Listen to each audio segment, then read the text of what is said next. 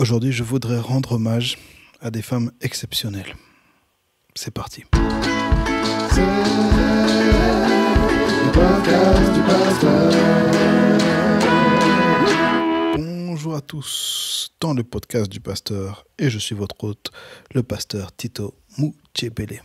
Et c'est encore une grâce, un privilège et un honneur que d'être là avec vous dans ce podcast qui a pour objectif d'apporter un peu de lumière et de couleur, de la nuance dans ce monde sombre et gris.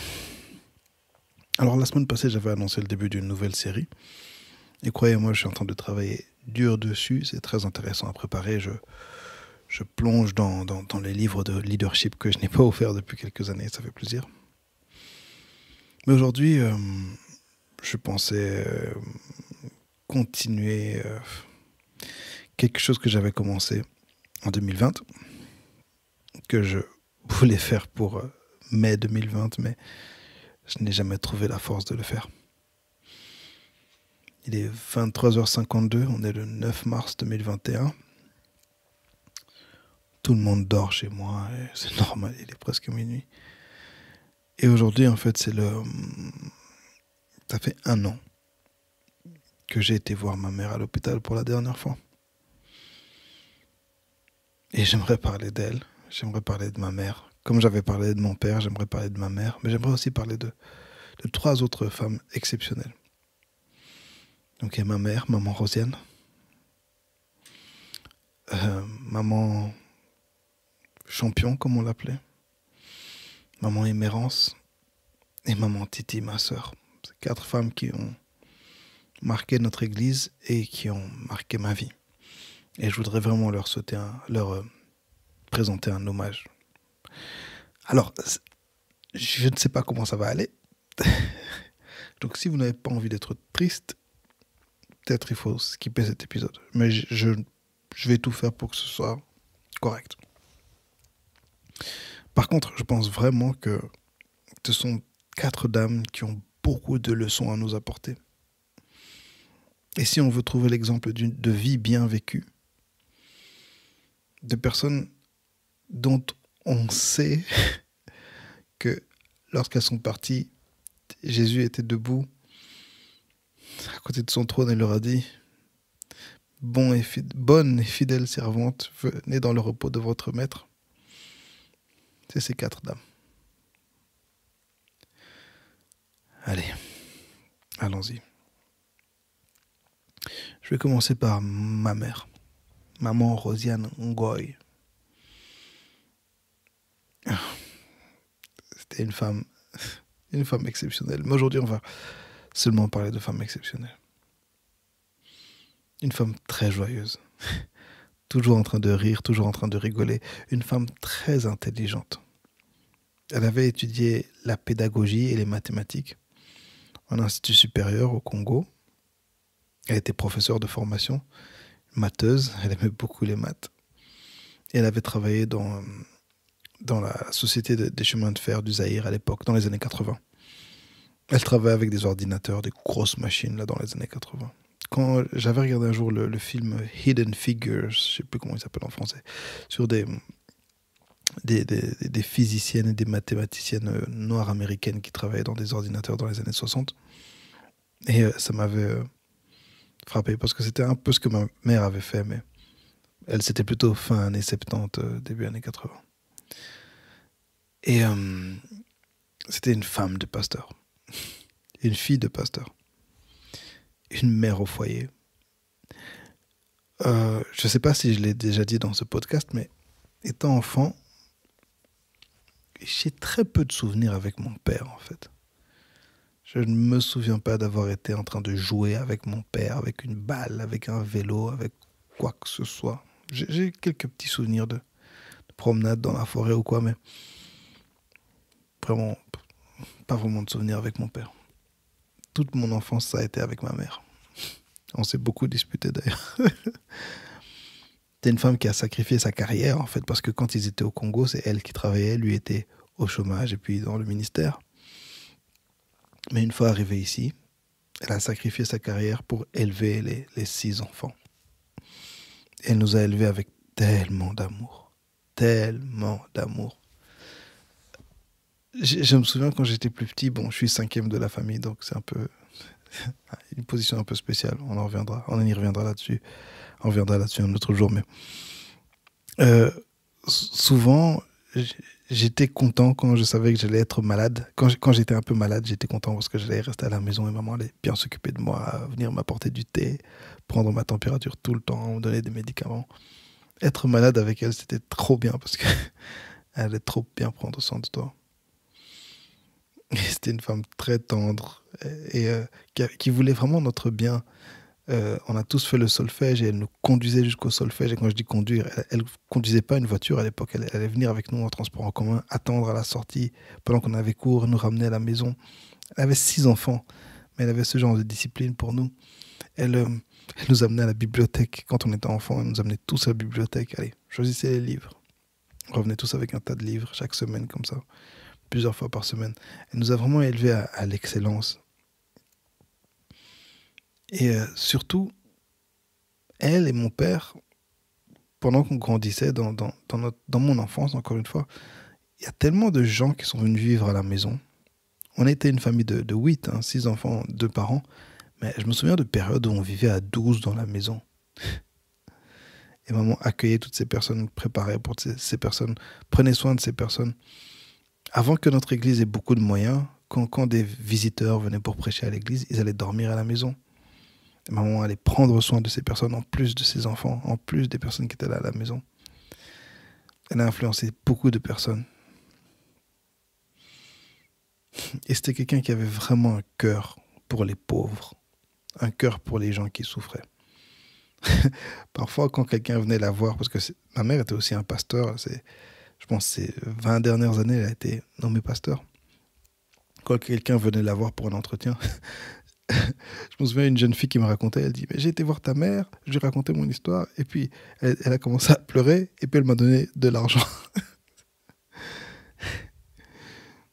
Quand quelqu'un venait la voir avec un problème, elle était mal à l'aise de laisser partir la personne avec son problème. Même si elle-même ne gagnait pas un salaire, si elle avait de l'argent, elle allait donner pour les gens directement sur place. Si bien qu'elle a créé cette ASBL qui s'appelait Espoir et Futur. Parce qu'elle avait remarqué qu'elle allait souvent au Congo prendre soin de sa famille, etc. Mais elle voyait ses enfants qui étaient au bord du chemin, qui n'étudiaient pas. Elle a créé cette organisation pour scolariser des enfants qui avaient du talent, des enfants qui voulaient étudier, mais dont les parents n'avaient pas les moyens pour payer les études. Elle a sponsorisé comme ça des centaines d'enfants à Lubumbashi, à Kinshasa et au village aussi, dans son village où son neveu était directeur d'école et elle travaillait avec lui. D'ailleurs, le site web est disponible, Espoir et Futur, je ne connais pas le site. Parce que mes sœurs ont repris l'organisation et elles veulent continuer à sponsoriser des enfants. Et justement, ma mère a tellement aidé les gens qu'elle en a fait en fait sa profession. C'était une spécialiste de la relation d'aide. D'ailleurs, juste avant de mourir, elle travaillait sur son livre, sur la relation d'aide, et le livre est sorti sur ce qu'on appelle le counseling, la thérapie chrétienne. C'est un super livre, je l'avais lu quand elle travaillait dessus pour son mémoire de fin d'études. Et elle a beaucoup aidé les gens comme ça, juste à les écouter, à les recevoir, leur donner des conseils, prier pour eux, les suivre. C'est aussi elle qui a commencé, non, elle n'a pas commencé le ministère des ados à l'église, mais c'est elle qui lui a donné une certaine taille. Et elle avait vraiment cette passion pour les ados, qu'elle m'a transmis d'ailleurs. Alors que beaucoup de gens avaient une vision très négative des ados. Et dites-vous, on est dans les années 90. On est une première génération d'immigrés avec des ados qui sont dans la rue, qui veulent faire des bêtises, qui voient dans les films américains cette culture des gangs. Enfin, ma mère, c'est pas ça qu'elle a vu. Elle a vu des gens exceptionnels qui avaient du potentiel et du futur. Et elle leur a donné du temps et de l'énergie et de l'amour. Et elle essayait toujours de faire des chouettes trucs pour les ados, des chouettes sorties, des chouettes camps, en se disant que, allez, tous n'avaient pas l'occasion de partir en vacances, il fallait au moins que Pendant ces quelques jours, il s'amuse et il passe de bons moments. C'était ma mère, une femme de prière. Le genre de femme, tu te réveilles à 5 heures, tu la vois au salon en train de prier. Oui, les gens de maman qui passent la nuit seulement te mettre de l'huile sur la tête. Ouais. J'ai- Ah, il y a une histoire. Elle était tellement dramatique, ma mère. Tellement, c'était un personnage tellement haut en couleur. Tellement agité. Mon père disait qu'elle était agitée. Et franchement, elle était agitée. Un jour, on arrive à l'aéroport. C'était après le 11 septembre. Très peu de temps après le 11 septembre. Enfin, quelques mois ou peut-être 1 ou 2 années, mais vraiment très peu de temps après. À la sécurité, on check dans son bagage à main et on trouve plein de produits de beauté. Des crèmes, des trucs comme ça. Ils ont tout jeté. Et ma mère était là, tout en drame, en train de crier « Je suis cuit !» J'essaie de lui faire comprendre avec mes sœurs, mais maman, en fait, allez, ne dis pas des trucs comme ça parce qu'ils vont suspecter qu'il y a pire. Et alors, on passe cette étape. On arrive dans le couloir de l'avion. Maman commence à prier parce que c'est une femme de feu, en claquant des doigts et en criant très fort à haute voix. Je prends possession de cet avion. Au nom de Jésus. Elle était là, maman, ne dis pas des trucs comme ça. Une vraie femme pentecôtiste. Si je suis l'homme que je suis, c'est parce que je savais que maman priait. Non, c'est pas parce que je savais, c'est parce que maman priait. Moi, j'étais juste un insensé. Et elle a beaucoup prié pour nous tous. Je me souviens, par exemple, quand j'ai dû rendre mon mémoire, je l'avais rendu et la réception n'avait pas été très bonne. Mais le jour de la présentation de mon mémoire, elle m'appelle dans sa chambre. Viens. Elle me donne une feuille avec un verset dessus. Si l'Éternel approuve les voies d'un homme, c'est quoi, il lui accorde même ses ennemis. Il lui accorde la faveur même de ses ennemis, je crois. Et j'ai encore ce verset dans mon portefeuille, plus de 10 ans après.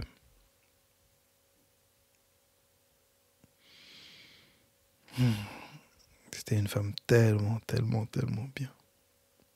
C'était intéressant de passer du temps avec elle. Elle avait toujours des histoires à raconter. D'ailleurs, quand tu passais beaucoup de temps avec elle, elle racontait souvent les mêmes histoires. Vous avez souvent les mêmes discussions, comme si vous ne l'aviez jamais eu. Mais elle a aimé tous les gens de l'église, tous les frères et sœurs de l'église, elle les aimait. Elle n'aimait pas le mensonge, c'était une vraie villageoise. Parce qu'au village, tu ne peux pas mentir. Si tu mens au village, tout le monde connaît ta famille, tout le monde te connaît. Et pour plusieurs générations, on va savoir qu'eux sont des menteurs. Donc les gens au village sont très honnêtes. Ma mère n'aimait pas le mensonge, vraiment, vraiment pas. C'était quelqu'un de très direct. En excès, même parfois, elle devait mettre de l'eau dans son vin, mais elle avait du mal à faire ça. Et elle nous a aimés tous. Et elle aimait ses petits-enfants comme... ouf. Quand ses petits-enfants venaient à la maison, elle ne pouvait pas accepter qu'ils mangent un repas un jour et puis ils mangent le même repas le lendemain, en fait. Non, elle allait tout faire pour qu'ils mangent quelque chose de différent. Mes grands-neveux ont eu la chance, la grâce de pouvoir passer beaucoup de temps avec leur mamie. Guy Martin et Sephora, notamment, qui sont les fils de... Guy Martin, c'est le fils de Katiti, ma grande sœur, et Sephora, c'est la fille de Didier, mon grand frère. Eux, ils ont passé beaucoup de temps avec mamie. C'était presque... Ils ont été à la crèche de mamie, ils n'ont pas été à la crèche. Leur crèche était mamie. Guy Martin a voyagé avec sa mamie. Ils ont été à New York voir sa tante.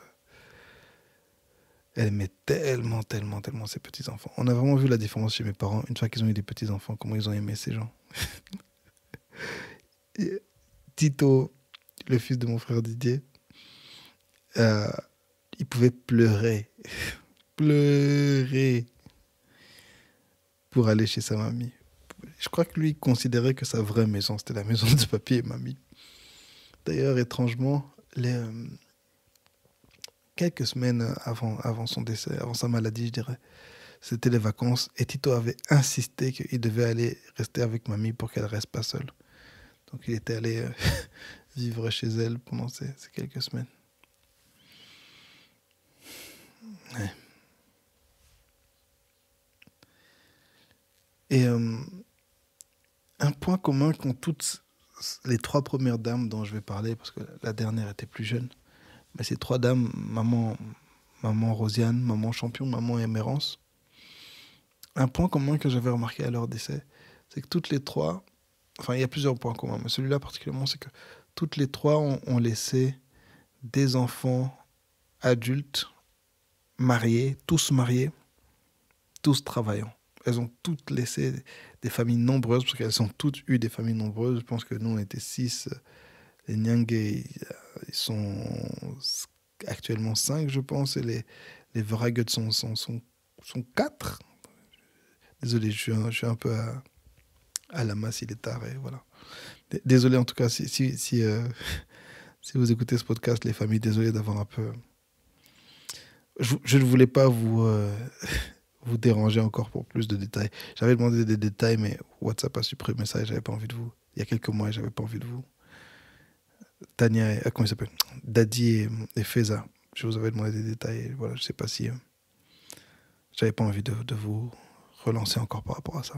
Donc désolé si j'ai pas tous les détails que vous m'aviez envoyés. Mais ces trois dames qui ont laissé des enfants adultes, mariés, équilibrés, travaillant, tous installés. Je dirais même tous les enfants de ces dames-là, tous à part moi, sont propriétaires. Et je pense que c'est un signe majeur d'une vie bien vécue, d'une vie qui a eu un impact positif, d'une vie qui a été vécue dans la grâce et avec le Seigneur. Ce que tu laisses derrière toi. Et un des points communs vraiment de ces trois dames-là, c'est qu'elles laissent des enfants qui sont des gens, qui sont des personnes bien, qui sont des personnes équilibrées. Je connais les enfants de toutes ces trois dames et je peux vous témoigner de la même chose pour les enfants de ma mère, les enfants de maman Émérance, les enfants de maman Champion. C'est tous des gens bien, équilibrés, qui sont dans l'église, qui servent Dieu et qui sont mariés. Alors je vais vous parler de maman Champion, la deuxième dame dont elle est décédée ma mère est décédée le 21, maman Champion est décédée le 22. Maman Champion. Déjà, c'est pas son nom. Elle s'appelle maman Johanna. Je crois que si j'ai bien compris, c'était des jeunes de l'église à l'époque qui l'avaient surnommée maman Champion, les jeunes du service d'ordre, parce qu'elle était tellement exceptionnelle. Elle, c'était... toutes les quatre dames, hein, c'est des forces de la nature. Mais maman Champion, vraiment, c'était une force de la nature. Tout d'abord, il faut savoir que c'est quelqu'un qui a surmonté des drames exceptionnels. Je ne connais pas toute l'histoire. Mais je sais que leur famille a connu la guerre au Kivu, au Congo, au fin des années 90. Et ils ont notamment perdu des membres de la famille qui ont été tués par les rebelles rwandais devant leurs yeux. Et ils ont dû tout laisser. Elle, son mari, ses enfants, ils ont dû tout laisser alors qu'ils étaient bien installés, une bonne situation, pour fuir et survivre. Et ils sont venus s'installer en Belgique sans rien. Et pourtant, maman Champion s'est débrouillée. Maman Champion a commencé à prendre des photos à l'église et vendre des photos à l'église, très simplement. Avec un bête appareil photo numérique. On a appelé ça le ministère des souvenirs. Et mon père, certaines personnes étaient choquées. Et ça pouvait être choquant de voir une dame dans l'église en train de prendre des photos et vous vendre, parfois très agressivement, les photos dans l'église même. Certains étaient choqués. Mais mon père, il disait, mais cette dame, elle nous fait du bien.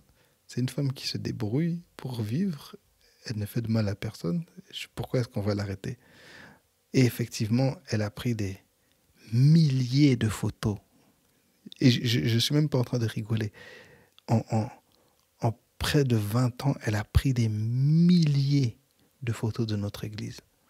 Tous les membres de notre église, on a au moins des dizaines. Moi, personnellement, j'en ai des centaines de photos prises par Maman Champion dans nos maisons. Des photos de nous, des photos de notre église, des photos de notre de notre aventure, de notre communauté, de notre voyage. Et c'est comme ça qu'elle a commencé à gagner un peu d'argent. Et puis c'est devenu une photographe officielle invitée dans les mariages, dans les événements, etc. Elle a pu se relever comme ça, faire étudier ses enfants, acheter un immeuble, aider d'autres personnes à acheter leurs biens immobiliers. Elle a aidé beaucoup de gens dans le besoin. Elle m'a aidé moi.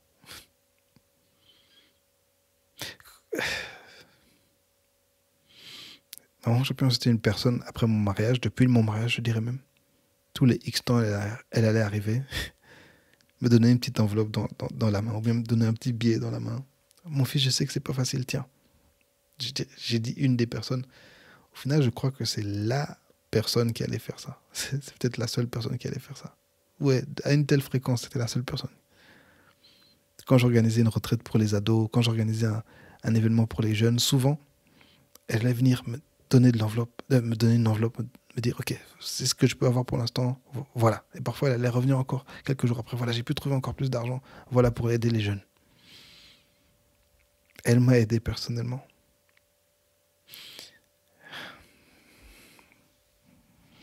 Elle et son mari, son mari était déjà parti au ciel avant. C'était une histoire aussi assez dramatique. Mais il a été longtemps le gardien des clés de notre église. Elle et son mari, ils avaient acheté en fait un immeuble dans la rue de l'église, à 50 mètres de l'église. Et c'est eux qui venaient ouvrir l'église tous les matins à 6 h du matin. Et qui fermaient ça à 22 h, 23 h, parfois minuit passé. Tous les jours que Dieu a créés, ils allaient ouvrir le matin avant 6 h et fermer l'église le soir. Parce qu'on a la prière du matin à 6 h. Et d'ailleurs, avec les années, c'est Maman Champion qui a commencé à diriger la prière du matin. Soit elle-même tous les matins, soit elle allait gérer la prière et laisser quelqu'un d'autre diriger. Tous les matins à 6 h. Tous les matins que Dieu a créés. À part le dimanche. Le dimanche, on avait les cultes qui commençaient à 7 h 30, les répétitions et tout ça. Elle et son mari, je me souviens, là je parle aux membres de mon église, au début des années 2000, quand on est emménagé dans le nouveau bâtiment, le nombre de fois où je me suis fait enfermer dans l'église, ou bien j'arrivais pas à trouver l'accès parce que les clés étaient je ne sais où. Une fois qu'ils ont pris en main ce ministère des clés, c'était devenu un paradis de venir à l'église. Et c'est grâce à eux, en fait, que tout le monde était tout le temps à l'église, les jeunes étaient tout le temps à l'église. C'est une église qui est souvent ouverte, etc. Parce que ils géraient les clés. Et puis on pouvait venir passer la journée à l'église, étudier à l'église. Moi, j'ai souvent étudié à l'église quand j'étais étudiant. C'était grâce à Maman Champion et Papa Claude.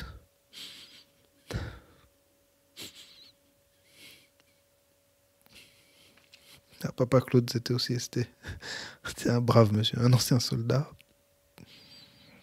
Il m'aimait beaucoup. On s'aimait beaucoup avec Papa Claude. Un homme droit, strict.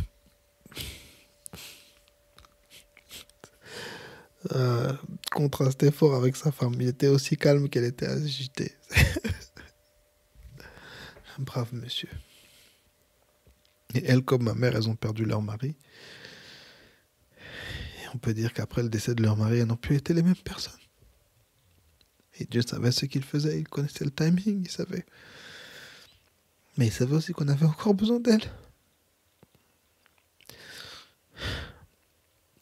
Maman Champion, vous voyez, il y avait un frère à l'église il a un petit retard mental. C'est mon ami, hein. Les gens de Picard, vous le connaissez. Il vient souvent à la fin du culte d'après-midi jusqu'au 4e culte en Swahili. Et il savait toujours qu'il pouvait aller chez elle à la maison. Elle allait toujours avoir à manger pour lui. Il allait s'asseoir, elle allait lui faire un bon foufou, le mettre à l'aise, le faire manger, parce que c'est quelqu'un qui il job, il se débrouille, hein, mais il ne mange pas toujours à sa faim. Et elle allait toujours trouver à manger chez elle.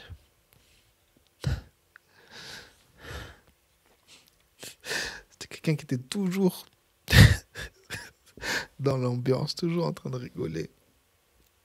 Mais elle prenait la prière au sérieux, elle prenait sa religion, sa foi au sérieux, comme ma mère. Et parfois, c'est deux dames qui allaient un peu se prendre la tête, mais elles se respectaient énormément. Elles s'appréciaient énormément. Et elles étaient tellement utiles à notre église, tellement utiles à notre communauté. Et maman champion,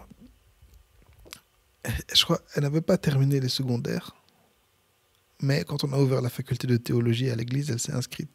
J'ai étudié avec elle, agitée comme elle était, mais elle a très bien étudié. Elle a eu son diplôme, un premier diplôme en théologie. Ma mère d'ailleurs aussi, elle s'est inscrite, on a commencé ensemble. Elle a continué, moi j'ai arrêté. Elle a continué, ma mère a eu son bac en théologie. Elle est en train de travailler sur son master.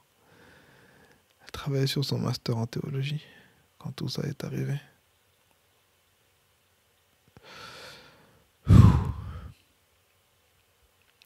Maman Émérance.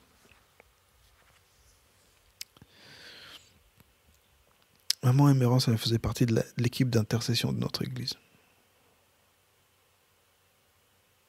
C'est une équipe merveilleuse, composée essentiellement de femmes, et il y a parfois des hommes qui viennent aider, mais c'est des mamans d'un certain âge. Et c'est des dames qui viennent tous les mercredis prier pour les gens. Si tu as des besoins, tu sais que tu peux venir et on va prier pour toi. Beaucoup de gens, j'ai déjà entendu des gens qui se plaignaient que oui, mais dans notre église, dans votre église, il n'y a pas de miracle, il n'y a pas de délivrance, il n'y a pas de manifestation spirituelle, etc. Si, il y en a. C'est juste qu'on a fait le choix de, entre guillemets, cacher ça, de gérer ça avec discrétion. Les gens se faisaient délivrer à notre église, se font délivrer souvent les mercredis, parce qu'il y a ces dames qui sont là, qui prient. Ils peuvent prier pour la même personne pendant des mois. Jeûner pour une personne.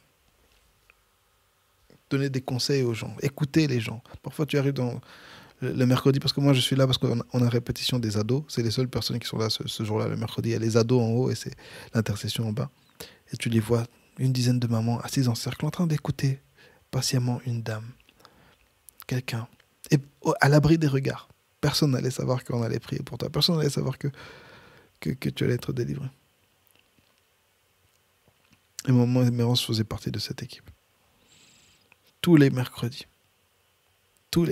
à prier pour les gens, gratuitement. Il n'y a pas d'argent, c'était rien, c'était gratuit. Juste des dames qui viennent, qui ont décidé de se consacrer à la prière. Des dames qui aimaient la prière. C'est aussi quelqu'un qui avait connu des drames. D'ailleurs, pendant que je parle de ma mère, elle a connu la guerre aussi étant jeune. Elle en parlait souvent, c'est quelque chose qui l'avait traumatisée. Elle avait une vie quand même exceptionnelle aussi.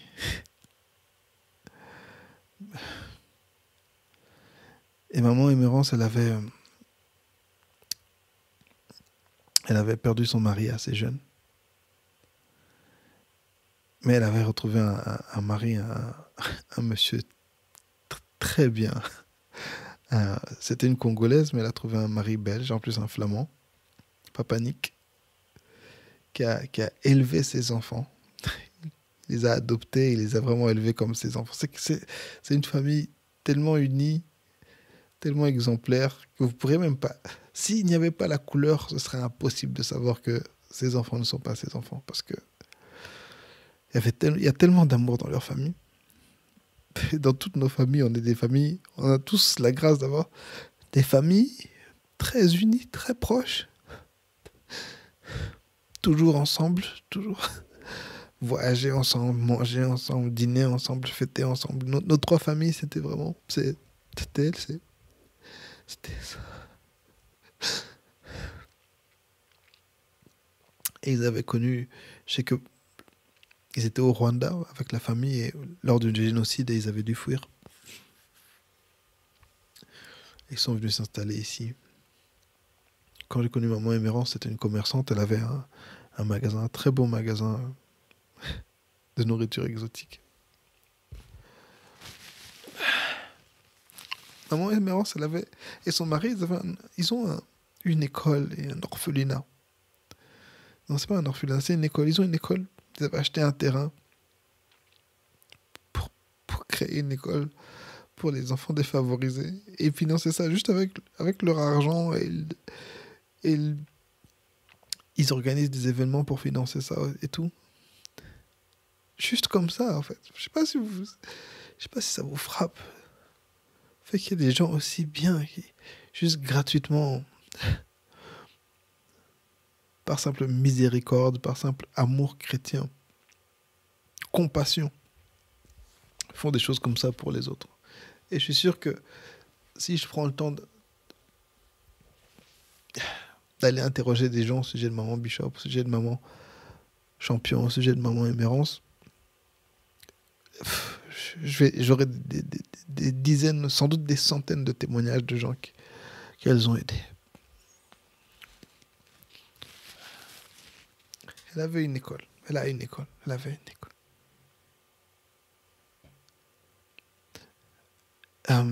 Ces enfants me parlaient aussi d'une femme, de 5 orphelins qui avaient perdu leur mère au Rwanda.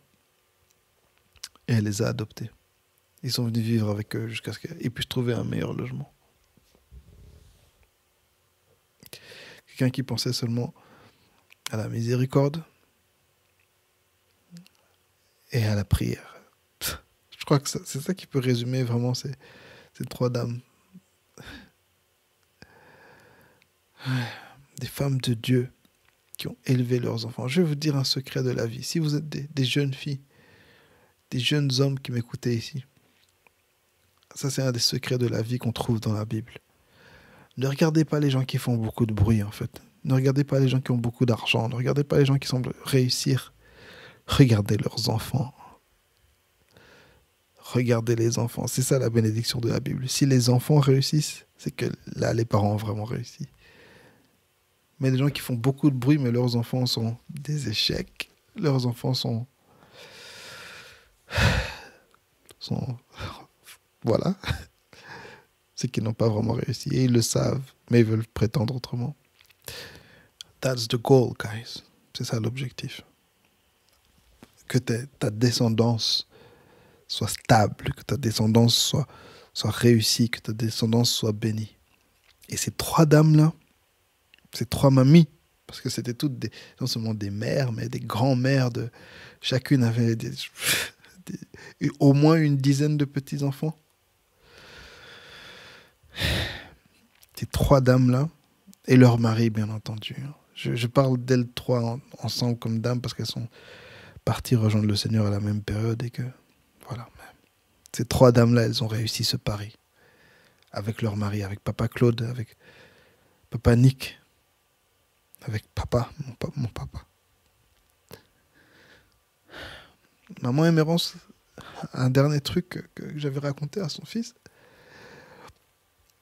je crois que c'était en 2018, avec les jeunes de l'église, on avait décidé de commencer à aller distribuer à manger aux réfugiés qui se trouvaient dans le parc Maximilien à la gare du Nord à Bruxelles, pour ceux qui connaissent. Il y avait un camp réfugié à cette époque-là, enfin les migrants, les demandeurs d'asile.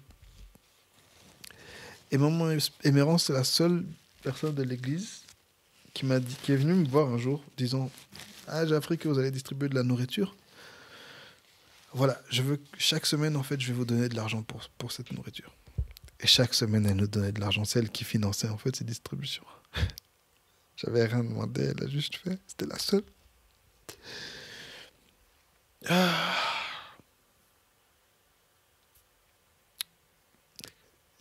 J'ai compris avec le temps que la phrase « c'est les meilleurs qui partent en premier », elle est vraiment vraie. Et je pense personnellement que c'est parce que Dieu veut nous laisser à nous, les moins bons, l'occasion de changer, de devenir meilleurs et d'aller le rejoindre ensuite. Parce que si on partait maintenant, je ne sais pas si on irait. Je ne sais pas où on irait, je ne sais pas quel souvenir on laisserait derrière nous. Excusez-moi. Allez. La dernière dame exceptionnelle dont j'aimerais parler, c'est Katiti, maman Titi, ma grande sœur.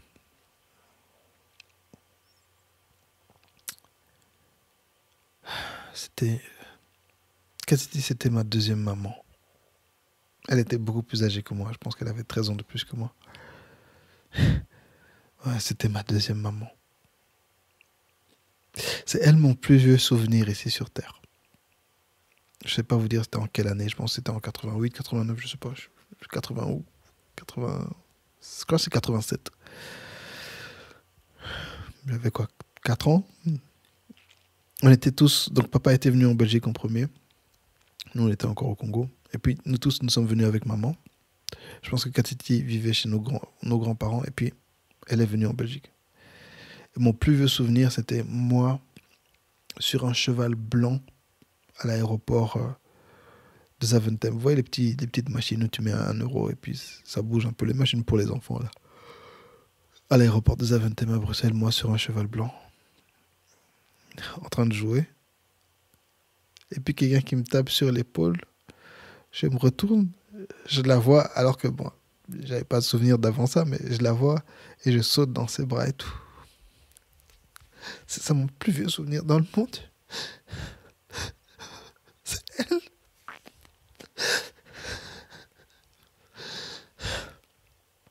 Quand j'étais enfant, j'étais un enfant très capricieux. J'avais toujours des... J'étais un enfant gâté au début et voilà.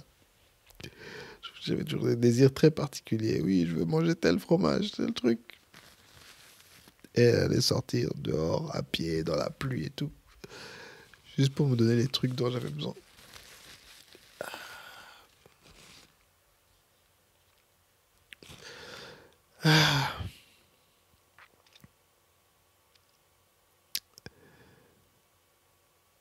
C'était la responsable de l'équipe de louanges de notre église. C'était la secrétaire de l'église.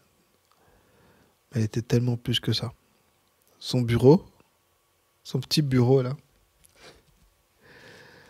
Beaucoup d'entre nous, moi y compris, vous connaissez la team du bureau, surtout le vendredi avant le culte. Tu reviens fatigué de ta semaine. Tu allais seulement te t'asseoir dans son bureau. Et tu commençais à lui raconter tes problèmes. Et des gens passaient comme ça pendant toute la semaine. C'était la secrétaire, hein, mais on s'asseyait dans son bureau. On commençait à lui raconter nos problèmes. Juste parce que la porte, c'était la seule porte ouverte. On s'asseyait et elle écoutait. Elle écoutait.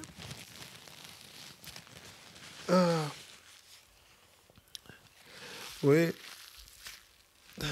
Au début de mon mariage, c'était parfois compliqué. Voilà. Entre mon épouse, ma famille, parfois il y avait des mésententes. Je dirais même avant le mariage, quand on préparait le mariage, avec toutes les histoires coutumières, etc., c'était compliqué. Et la personne qui m'a vraiment aidé, qui a été avec moi depuis avant le mariage jusqu'après le mariage, c'était Katiti et son mari, Papa Guy. C'est avec elle qu'on a été acheter les...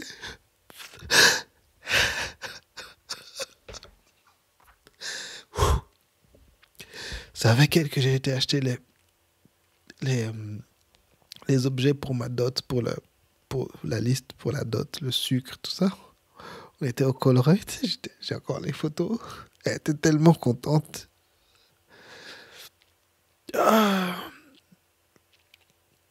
Ils m'ont tellement aidé pendant les préparatifs du mariage.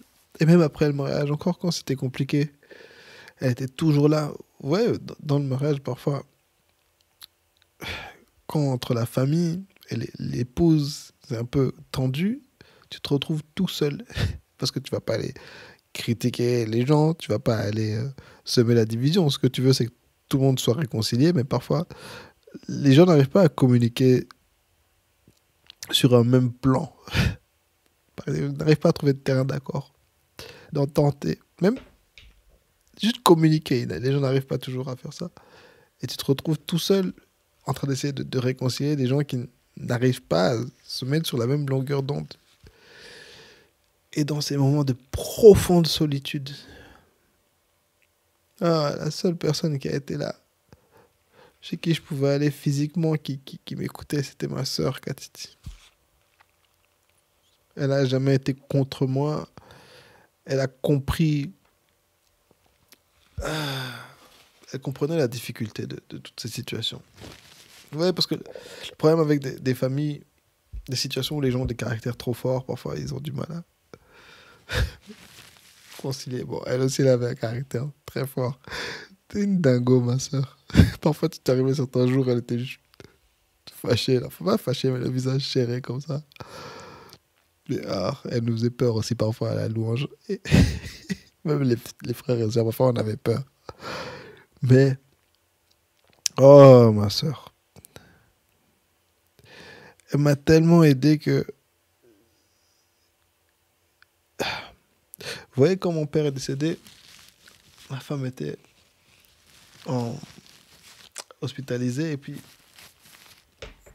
elle était à la maison, elle devait rester au lit pour vivre sa convalescence.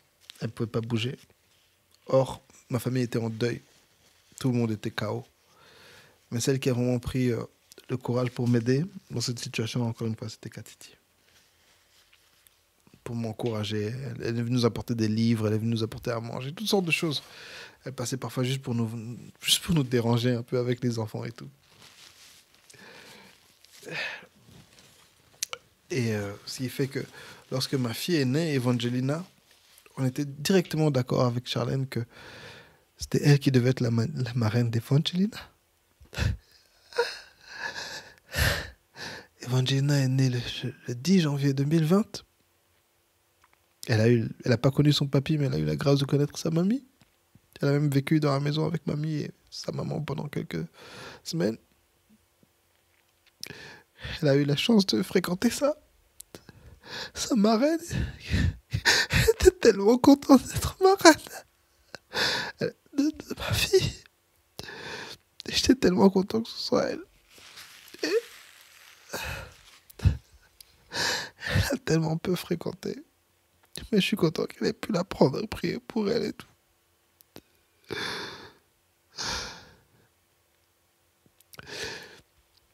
Après son décès, il y avait des articles sur des sites chrétiens. J'ai vu des gens aussi qui écrivaient sur des hommages sur Facebook. Et souvent, les gens parlaient de sa voix parce que c'était une grande chanteuse. Une chanteuse terrible. Vous ne pouvez même pas vous imaginer. Si vous ne l'avez pas vu en live, vous n'avez rien vu dans votre vie. Mais c'était pas sa voix. C'était pas sa voix qui était exceptionnelle. C'était sa passion pour Dieu. Sa passion pour les gens, pour le ministère. Et la présence de Dieu qui était manifeste quand elle chantait. C'était une personne tellement bonne. C'était ma deuxième maman.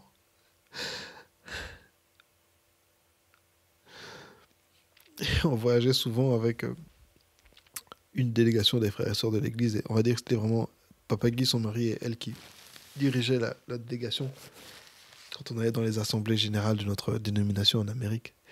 Et ils étaient tombés amoureux de Orlando, cette ville touristique. Et ils y allaient chaque année. Et quand on était là-bas, Katiti était tellement heureuse. Tellement heureuse.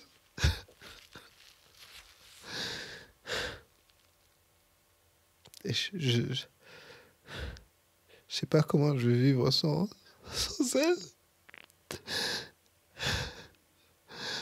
On a toujours été 6 enfants et ça fait tellement bizarre d'être seulement 5. Il me manque quelque chose de tellement grand. Étrangement, sans les parents, il nous manque et puis c'est dur, mais ça va. Mais les 6, c'est quelque chose que j'ai du mal à... Jusqu'aujourd'hui, j'ai du mal à digérer. On n'est plus que 5 et ça... It doesn't make sense. Mais nous faisons confiance à Dieu. Katiti, elle a laissé 2 enfants magnifiques. Guy Martin, mon neveu.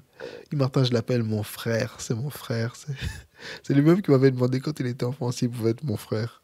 Et je dis, ok, c'est mon frère. Et c'est mon frère. Et Aïcha, un enfant miracle qui est né après 11 ans de stérilité.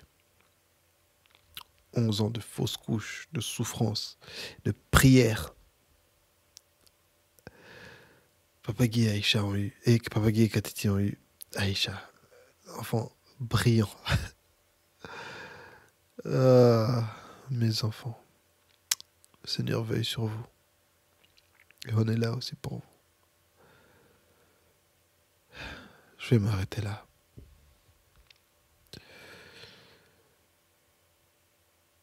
C'était le podcast du pasteur. Cet épisode, vraiment, je le dédicace à vous tous les enfants et les petits-enfants de ces dames extraordinaires. Un truc par rapport à nous, hein. On a eu cette grâce de tous avoir été élevés par nos deux parents. On a eu cette grâce d'avoir été élevés dans des maisons pleines d'amour. Et je suis conscient que je n'ai pas mérité d'avoir cette grâce. Donc je n'ai pas mérité de la perdre. Dieu a repris ces personnes. Maintenant, soyons présents pour nos enfants, soyons présents pour les gens qui souffrent. Il y a des orphelins encore dans ce monde qui souffrent, qui ont besoin de nous. Marchons dans les voies de nos mères et de nos pères. Et à vous qui me suivez,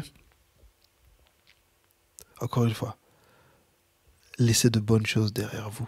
Je vous pose la question, je vous mets au défi. Comment est-ce qu'on va se rappeler de toi? Qu'est-ce qu'on va dire de toi après ta mort? Ouais.